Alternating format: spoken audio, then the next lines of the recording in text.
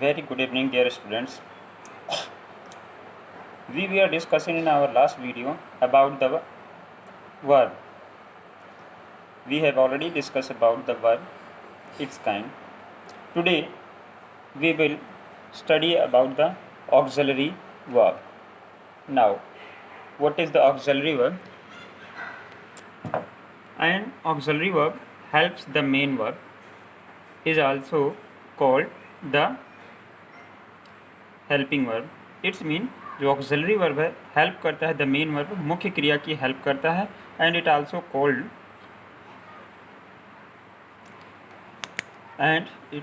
ये हो गया है. It also called helping verb, और इसे हेल्पिंग वर्ब के भी नाम से भी जानते हैं. With the help of auxiliary verb you can write sentence in different tense, moods and voices. Helping verb की सहायता से आप टेंस को अलग अलग मूड्स में, टेंस में और वॉइसों में लिख सकते हैं.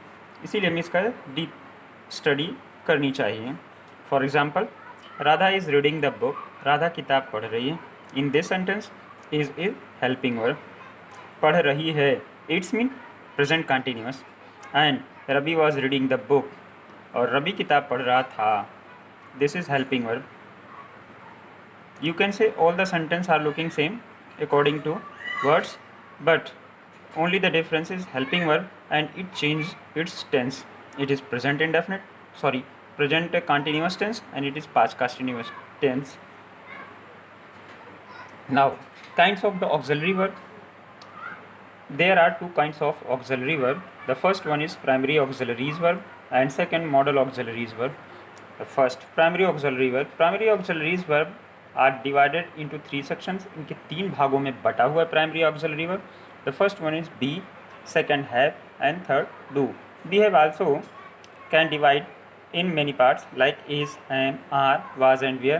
Has, have and had, and do, does, did. इन तीन भागों में बटा हुआ है. Let's study about it.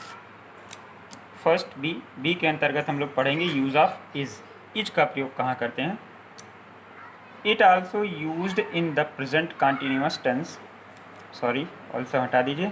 It used, ये प्रयोग किया जाता है in present continuous tense to help the main verb. या प्रेजेंट कंटिन्यूअस टेंस में मेन वर्ब का हेल्प करने के लिए प्रयोग किया जाता है. And it always use the singular number and third person subject.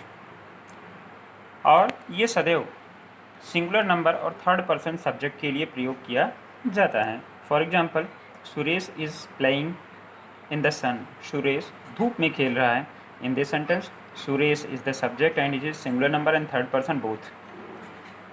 We have to remember it that our subject will be singular number and third person. The use of am is always used for the subject I के साथ ही प्रयोग होता है in the sentence of, एक बार फिर से देखते हैं. am is always used for the subject I in the sentence of present continuous tense. It's mean present continuous tense के अंतर्गत सेंटेंस में आई के साथ ही सब्जेक्ट, आई सब्जेक्ट के रूप में हो तभी एम का प्रयोग किया जाता है. For example, I am reading the book. मैं किताब पढ़ रहा हूँ. एम, आई के साथ एम अन्य किसी सब्जेक्ट के साथ में कभी प्रयोग नहीं होता. And are is only used for the second person subject and also used for the plural number subject in the present continuous tense. It's mean R is not only, ये R केवल नहीं यूज प्रयोग होता है second person subject के लिए, but it also used for the plural number subject. यानी ये ना केवल सेकेंड पर्सन सब्जेक्ट के लिए बल्कि बहुवचन सब्जेक्ट के लिए भी प्रयोग किया जाता है प्रेजेंट कंटिन्यूअस टेंस में. For example, they are playing football. वो फुटबॉल खेल रहे हैं. They is the plural number and you is the second person. Both are used with are. You are reading soundly. आप soundly यानी आवाज़ के साथ यानी बोल बोल कर पढ़ रहे हैं. Next was use of was. Was is used in the was is used in the past continuous tense. ये past continuous tense में यूज होता है for the singular number and third person subject. यानी past continuous tense में अगर singular number third person subject है तो उसके साथ में वाज का प्रयोग करते हैं। For example, Mohan was dancing in the party. Mohan party में डांस कर रहा था। Now Mohan is singular number and third person, so here is used was and it is creating past tense. Next, use of were.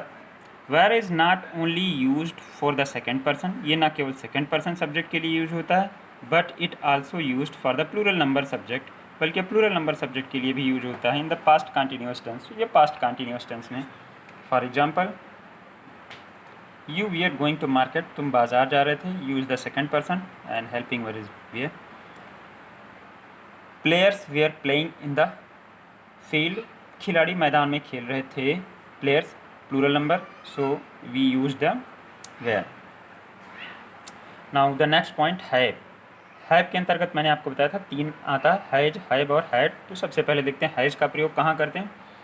In the present perfect tense, present perfect tense में has is used with the singular number and third person subject.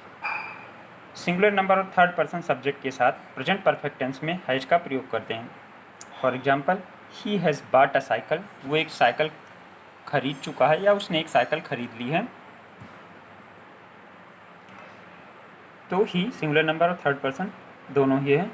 Use of have, have is also used in the present perfect tense. Have present perfect tense में use किया जाता है, but it is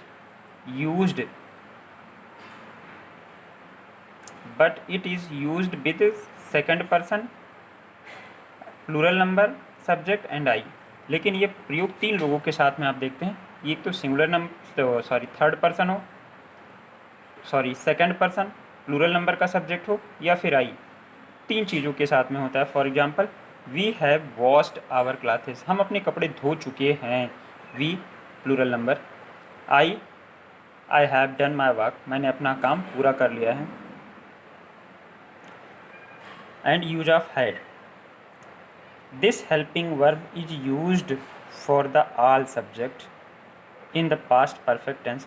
past perfect tense में all subject, सभी subject के साथ में, चाहे first person, second person, third person हो, सिंगुलर नंबर, प्लूरल नंबर, कुछ भी हो, सभी सब्जेक्ट के साथ में केवल हैड का ही प्रयोग करते हैं। जैसे he had reached the Lucknow, वो लखनऊ पहुंच चुका है। या ही सिंगुलर नंबर था, यहाँ पर देखिए दे प्लूरल नंबर है, हैड डन देयर होमवर्क, वो अपना होमवर्क कर चुके हैं। नेक्स्ट, डू के अंतर्गत भी मैंने बताया 3 है, डू, डज और डिड। देखिए सबसे पहले डज का use of does. Does works as a helping verb in the present indefinite tense. Does present indefinite tense में हेल्पिंग वर्ब के रूप में काम करता है।